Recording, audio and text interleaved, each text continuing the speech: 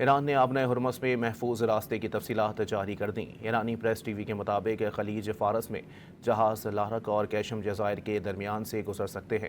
جہاز کو لارک کے جنوب کی طرف سے ایگزٹ لینا ہوگا، تاہم ایران نے واضح کیا ہے کہ آبنۂ ہرمز سے گزرنے کے لیے اس سے اجازت لینا لازمی ہے۔ ایران نے آبنۂ ہرمز میں محفوظ راستے کی تفصیلات جاری کر دیں۔ ایرانی پریس ٹی وی کے مطابق خلیج فارس میں جہاز لارک اور کیشم جزائر کے درمیان سے گزر سکتے ہیں۔ جہاز کو لارک کے جنوب کی طرف سے ایگزٹ لینا ہوگا، تاہم ایران نے واضح کیا ہے کہ آبنۂ ہرمز سے گزرنے کے لیے اس سے اجازت لینا لازمی ہے۔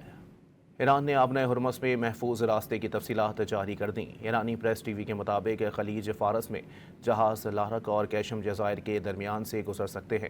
جہاز کو لارک کے جنوب کی طرف سے ایگزٹ لینا ہوگا، تاہم ایران نے واضح کیا ہے کہ آبنۂ ہرمز سے گزرنے کے لیے اس سے اجازت لینا لازمی ہے۔